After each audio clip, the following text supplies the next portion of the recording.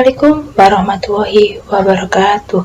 Nah, kalian pasti di sini bingung kan kita mau ngapain? Aku kasih tahu ya, di sini kita mau presentasi. Ayo, mau presentasi apa? Nah, kita akan mempresentasikan mengenai sistem agribisnis di sektor perikanan budidaya. Penasaran kan gimana presentasi dari kelompok kami? Sebelumnya, perkenalkan dulu ya anggota dari kelompok kami. Saya sendiri, Aulia Nurul Latifah Banjar dengan nomor absen 25. Perkenalkan, saya Tausiatul Afidah dengan nomor absen 22. Perkenalkan, nama saya Aprilia, nomor absen 12. Perkenalkan, nama saya Novalatul Ramadini, nomor absen 14. Perkenalkan, nama saya Reiza Nahwa Firdausi, nomor absen 35. Lalu, untuk penyampaian presentasi yang pertama akan dijelaskan oleh rekan saya. Kepada April, dipersilahkan. Di sini kelompok kami akan menjelaskan tentang yang pertama definisi perikanan, yang kedua definisi ikan, yang ketiga sistem agribisnis perikanan, dan yang keempat sistem agribisnis perikanan pada budidaya ikan lele. Oke, yang pertama yaitu definisi perikanan. Pada Undang-Undang Nomor 31 Tahun 2004, perikanan adalah semua kegiatan yang berhubungan dengan pengelolaan dan pemanfaatan sumber daya ikan dan lingkungannya, mulai dari praproduksi, produksi, pengolahan, sampai dengan pemasaran yang dilaksanakan dalam suatu sistem bisnis perikanan. Yang kedua yaitu definisi ikan. Ikan adalah segala jenis organisme yang seluruh atau sebagian dari siklus hidupnya berada di dalam lingkungan perairan. Selanjutnya yaitu sistem agribisnis perikanan, terdiri dari off-farm dan on-farm.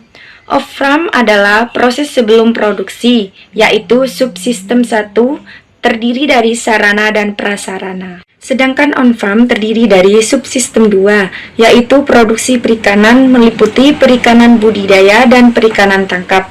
Subsistem 3 meliputi penanganan dan pengolahan hasil perikanan. Subsistem 4 meliputi pemasaran hasil perikanan. Dan sistem pendukung atau penunjang meliputi lembaga keuangan, lembaga penelitian, dan lembaga penunjang. Sistem agribisnis perikanan. Pada sistem agribisnis perikanan ini dibedakan menjadi 5, yaitu subsistem 1, subsistem 2, subsistem 3, subsistem 4, dan subsistem pendukung. Pertama, saya akan menjelaskan mengenai subsistem 1, yaitu kegiatan ekonomi yang menghasilkan atau memproduksi sarana dan prasarana produksi. Pada perikanan budidaya, terdiri dari benih atau bibit, pakan, pupuk, obat-obatan, bahan bakar minyak, es, peralatan seperti mesin, genset, jaring, dan lain sebagainya. Dan juga terdapat tenaga kerja. Sedangkan pada perikanan tangkap, terdiri dari alat penangkapan ikan, seperti perahu, mesin, jaring, alat tangkap, atau alat bantu penangkapan. Kemudian terdapat pula bahan bakar minyak, es, bekal melaut, dan tenaga kerja. Pada subsistem 2 ini mengenai produksi perikanan. Pada perikanan budidaya dibedakan menjadi budidaya air payau, budidaya air tawar, dan budidaya air laut. Budidaya air payau merupakan kegiatan budidaya yang menggunakan air payau. Nah, biasanya berada di kawasan pesisir seperti pantai, muara sungai, dan rawa payau, serta kawasan yang masih dipengaruhi oleh pasang surut air laut.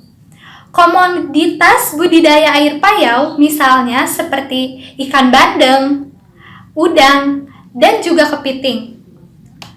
Kemudian, pada budidaya air tawar merupakan kegiatan budidaya yang menggunakan air tawar.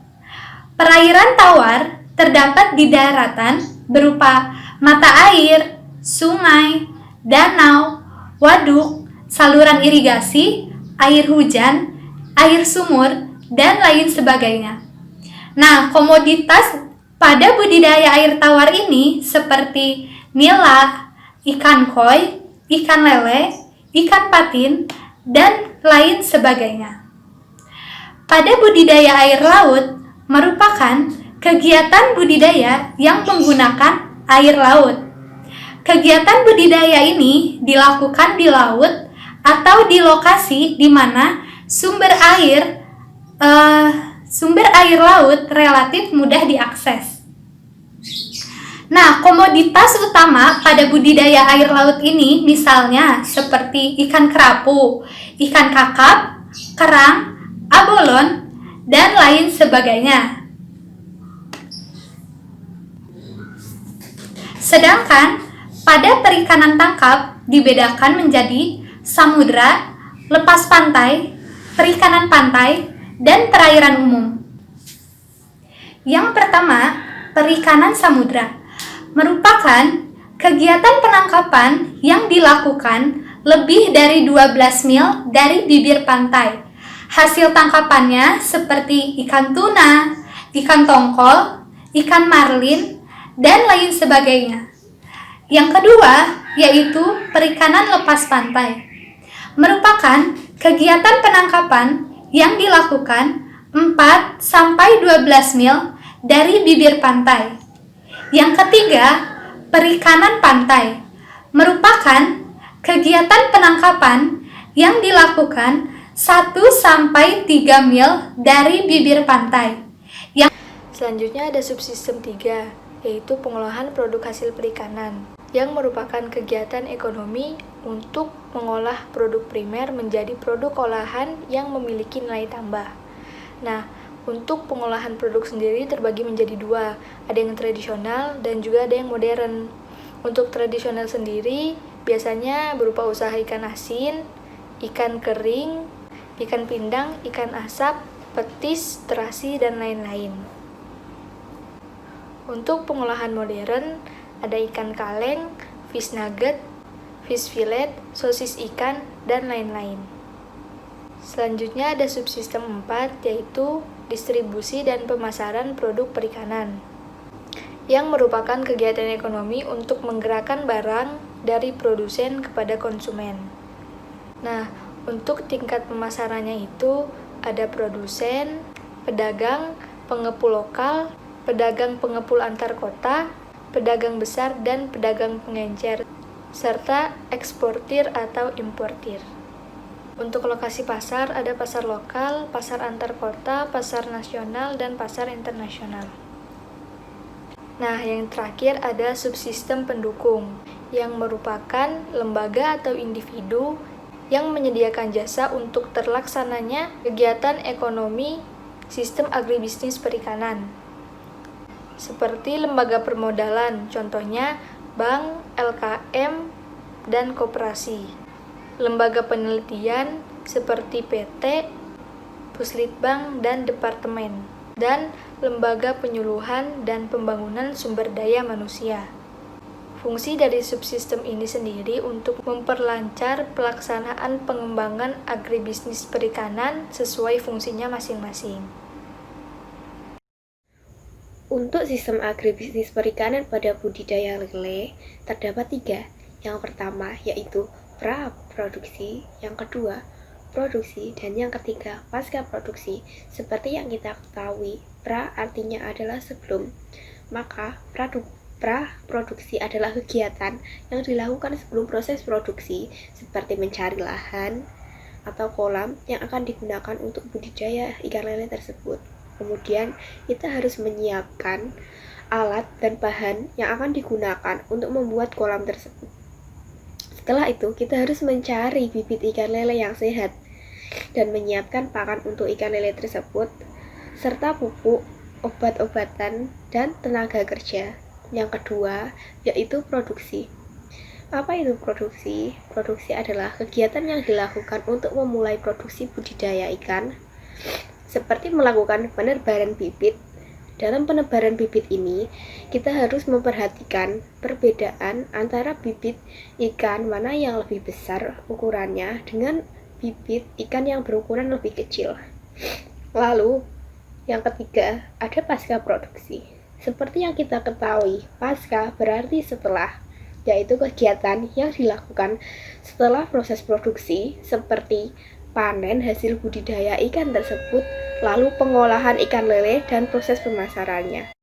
Nah, sekarang yaitu sistem agribisnis perikanan pada budidaya ikan lele. Kenapa kami mengambil budidaya ikan lele?